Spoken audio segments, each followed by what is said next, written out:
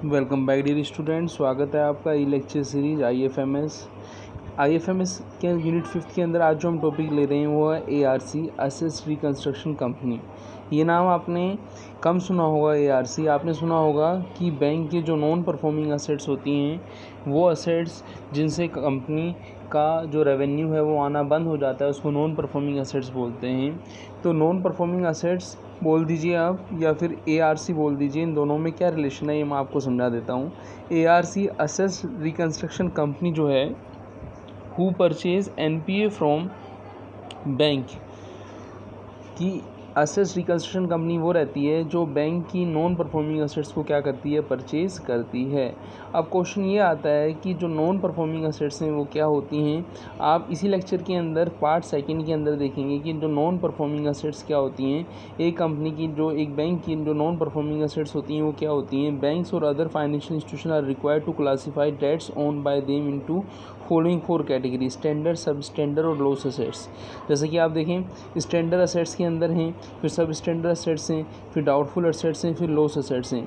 इसके अंदर ये जो प्रोविजंस आपको दे रखा है, जो परसेंटेज दे रखा है, इसे समझिएगा कि यदि कोई कंपनी स्टैंडर्ड एडवांस देती है तो उसका ए बी और सी कैटेगरी में है तो उसका जो परसेंटेज रहेगा, ए के अंदर है डायरेक्ट एडवांस टू एग्रीकल्चर, यदि वो करती है तो उसको जो प्रोविज़न बनाना पड़ेगा। सपोज़ मान लीजिए 1 रुपये का वो क्या कर रही है, 100 रुपये का मान लीजिए वो कर रही है, 1 रुपये से आपको थोड़ा टफ लगेगा। 100 रुपये का यदि वो क्या कर रही है, डायरेक्ट एडवांस दे रही है एग्रीकल्चर या एमएसएमई को, है ना। तो उस सिचुएशन में उसको उस 100 रुपये का 25 पैसे क्या करना पड़ेगा, प्रोविज़न करना पड़ेगा। ऐसे एडवांस वो कर रही है कॉमर्शियल रियल इस्टेट को, सीआरई को, तो उसको 100 रुपये का 1% का मतलब हुआ 1 रुपया प्रोविज़न करना पड़ेगा। और ऐसे ही वो ए बी के अलावा कोई अदर कैटेगरी में दे रही है और वो स्टैंडर्ड एडवांस है तो उसको 100 रुपये का जो है 0.40% का मतलब है 40 पैसे क्या करना पड़ेगा, प्रोविज़न करना पड़ेगा। तो ये स्टैंडर्ड असेट्स की कैटेगरी हैं। अब बात करेंगे सब स्टैंडर्ड। सब स्टैंडर्ड के अंदर सिक्योर्ड पोर्शन होता है, अनसिक्योर्ड पोर्शन होता है, और अनसिक्योर्ड पोर्शन जो रहेगा आपका in respect of infrastructure loan वो रहता है। तो सिक्योर पोर्शन के लिए 15% 100 है तो 15 रुपये, अनसिक्योर पोर्शन के लिए 25% 100 है तो 25 रुपये, unsecured exposure in respect of infrastructure है तो 20%, 100 का 20% मतलब है 20 रुपये। तो ये रहा अपना स्टैंडर्ड असेट्स। ऐसे होता है डाउटफुल असेट्स। तो ये जो हमने समझा है, ये हमने किसका समझा है, स्टैंडर्ड एडवांस और सब स्टैंडर्ड एडवांस का। अब हम डाउटफुल एडवांस के अंदर देखें तो अनसिक्योर पोर्शन का 100%, यदि 100 रुपये की कोई असेट्स है और वो डाउटफुल एडवांस के अंदर और अनसिक्योर्ड है तो उसका 100 का 100 रुपये ही प्रोविज़न करना होगा। ऐसे डाउटफुल एडवांस सिक्योर पोर्शन है, डाउटफुल अप टू 1 ईयर है तो 25%, 100 रुपये का 25 रुपीज़। और ऐसे ही आपका डाउटफुल मोर देन 1 ईयर है बट अप टू 3 ईयर है तो 40%, और मोर देन 3 ईयर है तो 100%, और ऐसे ही लॉस एंड एडवांस है तो 100%। यहाँ पे आप देखें तो नोट में भी हमने क्या लिखा है कि जो आपका The criteria for classification into such category depend upon the type of financial institution, the regulatory authority governing such bank or financial institution. Out of the 4 above category, non-performing assets should be either substandard, कि जो non performing assets है वो क्या हो सकती है, सब standard हो सकती है, डाउटफुल हो सकती है, और क्या हो सकती है आपकी लॉस असेट्स हो सकती है। कहने का मतलब है कि यहाँ पे जो स्टैंडर्ड असेट्स के अलावा जो असेट्स हैं वो सारी क्या हैं, नॉन परफॉर्मिंग असेट्स हैं। तो नॉन परफॉर्मिंग असेट्स की आपका प्रोविज़न क्या होना चाहिए वो आपको यहाँ पे समझ में आया। अब बात करेंगे हम किसकी, असेट्स रिकंस्ट्रक्शन कंपनी की। असेट्स रिकंस्ट्रक्शन कंपनी जैसा कि हमने बोला था, N Assets reconstruction companies is special type of financial institution that buy the debtors of the bank at mutually agreed value and attempt to recover the debts associated securities by itself। ये assets reconstruction company वो रहती है जो company की जो non performing assets होती हैं उनको क्या करती हैं, परचेज करती हैं। ठीक है ना। जैसे आप देखें the ARC takes over a portion of debts of bank that qualify to be recognised as a non performing assets। Thus ARC engage in business of assets reconstruction or securitization or both. All the rights that are held by the lender the bank in respect of debts would be transferred to the ARC। की जो rights bank को थे जिसने loan दिया था अब उसने वो चीज़ सेल कर दी है और ये कैश के बेसिस पर होती है। जब वो असेट सपोज मान लीजिए उसने अपनी असेट्स ARC को सेल किए 80% पे, तो असेट्स रिकंस्ट्रक्शन कंपनी को 100 रुपये के बदले में 80 रुपये पे करने पड़ेंगे बैंक को, तब उसको राइट मिलते हैं। तो आपको समझ आया असेट्स रिकंस्ट्रक्शन कंपनी क्या होती है। अब हम बात करेंगे कि असेट्स रिकंस्ट्रक्शन क्या होता है। जैसे कि आप यहाँ पे देखें the ARC engage in the business of asset reconstruction. तो असेट रिकंस्ट्रक्शन और सिक्योरिटाइजेशन और बोथ, तो इन सब चीज़ों को हमें यहाँ पे समझना बहुत महत्वपूर्ण हो जाता है। What is a asset reconstruction?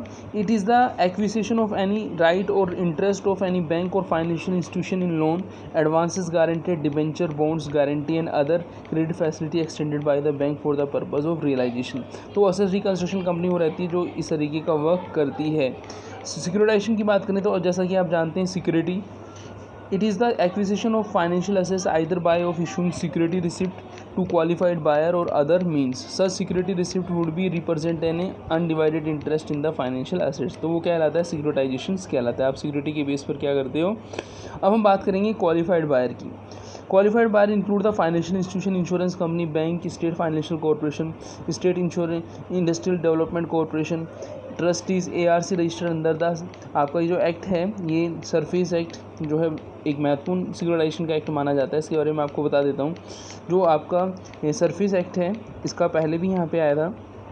इसका फुल फॉर्म है securities and reconstruction of financial assets and enforcement of security interest act 2002, surface act 2002। इसी ने सिक्योरिटाइजेशन के महत्व को समझा था। आपको याद हो तो कुछ टाइम पहले लेमन ब्रदर अमेरिका का जो बैंक था, जब फाइनेंशियल क्राइसिस आया था 2006 की बात है उस समय, तो उस समय सारी जो फॉरेन बैंक्स थे वो डूब गए थे, मोस्ट ऑफ बैंक। लेकिन इंडियन का इकोनॉमिक सिस्टम जो था वो इसी एक्ट के कारण क्या था, वो मार्केट में टिका रहा। तो सरफेस एक्ट जो है सिक्योरिटाइजेशन के बारे में आपको बताता है। तो यहाँ पे qualified buyer include financial institution, insurance company, bank and state financial corporation, state industrial development corporation, trustee, asset reconstruction company registered under the SARFAESI act and asset management company registered under SEBI that invest on the behalf of mutual fund, pension fund, FFIs etc। Qualified buyer are the only person from whom the ARC can raise fund. Qualified buyer वो रहते हैं, जैसे security issue के base पर ARC जो assets को purchase करेगी वो क्वालिफाइड बायर के थ्रू ही करेगी। अब हम बात करेंगे how will the ARC carry out the process of assets reconstruction, कि वो किस तरीके से असेट्स रिकंस्ट्रक्शन की प्रोसेस को पूरा करते हैं। ARC असेट्स रिकंस्ट्रक्शन कंपनी जो करती हैं असेट्स रिकंस्ट्रक्शन की प्रोसेस को कैसे पूरा करते हैं। The main intention of acquiring debts NPA is to ultimately realize the debts owned by them. However, the process is not simple one. The ARC have the following option in this regards: change or take over the management of the business of the borrower, कि जो आपका borrower है उसकी assets को लेने के साथ साथ उसके मैनेजमेंट को भी वो देखते हैं। सेल और लीज ऑफ सच बिजनेस, उस बिज़नेस की सेल भी कर सकते हैं, लीज भी कर सकते हैं। Reschedule the payment of debts, के पेमेंट्स को वो चेंज कर सकते हैं, जो शेड्यूल पहले चल रहा था उसको रिवाइज कर सकते हैं। अल्टरनेटिव स्कीम अरेंजमेंट दे सकते हैं पेमेंट्स के लिए। Enforcing the security interest offer in accordance with the law, security पर जो इंटरेस्ट है as per law. Taking possession of the assets offer by the security, converting a portion of the debts into shares. तो ये सब चीज़ें कौन करती हैं, आपकी ARC करती हैं, असेट्स रिकंस्ट्रक्शन के अंदर करती हैं। What type of debt can be ARC take over. अब ARC कौन से असेट्स को लेगी, जैसे हमने देखा स्टैंडर्ड है, सब स्टैंडर्ड है, डाउटफुल है, लॉस्ट है। और आपने लास्ट में पढ़ा भी था कि जो स्टैंडर्ड के अलावा सब स्टैंडर्ड, डाउटफुल और लॉस असेट्स है, जैसा कि आप यहाँ पे देखें, there the criteria for classification into categories depend upon the type of financial institution and regulatory authority governing such bank और financial institution। out of above four, इन चारों में से non performing assets would be either वो सब standard हो सकती है, वो डाउटफुल हो सकती है, वो लॉस असेट्स हो सकती है। कहने मतलब वो स्टैंडर्ड असेट्स नहीं हो सकती है। तो यहाँ पे जो हम बात करेंगे वो सब स्टैंडर्ड असेट्स की बात करेंगे, जहाँ पे आप देखें परसेंटेज ज़्यादा आ रहा है comparatively. Loss assets, doubtful assets की हम बात करेंगे जहाँ पे परसेंटेज ज़्यादा आ रहा है। आप देखें यहाँ पे 15 आ रहा है, यहाँ 25 आ रहा है, यहाँ 20 आ रहा है, 100 आ रहा है, 25 आ रहा है, 40 आ रहा है। तो ये जो परसेंटेज ज़्यादा आ रहा है ये आपकी कौन सी नॉन परफॉर्मिंग असेट्स है। जैसे मैंने आपको एग्जांपल भी दिया था, सपोज मान लीजिए ARC ने किसी असेट्स को 80% पे ख़रीद लिया, वो सिक्योर पोर्शन है, तो ARC को वो जो 100 रुपये का जो बिज़नेस था वो उसको 80 रुपीज़ में मिल गया है ना, और फ्यूचर में जब उसको रियलाइज़ करेगी तो उसको प्रॉफिट हो जाएगा कितने का, बोलो 5% का प्रॉफिट हो जाएगा। तो सिक्योर्ड पोर्शन है सब स्टैंडर्ड के अंदर, तो उनका प्रॉफिट मार्जिन के बेस पर वो काम करती हैं। असेट्स रिकंस्ट्रक्शन कंपनीज बेसिस पे काम करती हैं। तो यहाँ पे बात कर रहे थे वो type of debts can be ARC take over, कि कौन सी असेट्स ARC परचेज करती है। The ARC can take over the only secured debts which have been classified as a non performing assets. In case of debenture bonds remain unpaid, the beneficiary of securities required required to give a notice of 90 days before it's qualified to be taken over. कि जब assets transfer हो जाती हैं किसके पास, ARC के पास, तो ARC क्या करता है 90 डेज़ के नोटिस के बाद नॉन परफॉर्मिंग असेट्स से क्या करता है, कलेक्शन करना शुरू करता है। तो ये ARC को हमने समझा, असेट्स रिकंस्ट्रक्शन कंपनी को समझा। इसके अलावा ये जो आपकी परसेंटेज है इस पर न्यूमेरिकल भी पूछा जा सकता है, तो हम जो PPT लेक्चर PPT के थ्रू जो समझेंगे वहाँ पे हम इसका एक न्यूमेरिकल भी देखेंगे। तो मिलते हैं लेक्चर में, थैंक्स।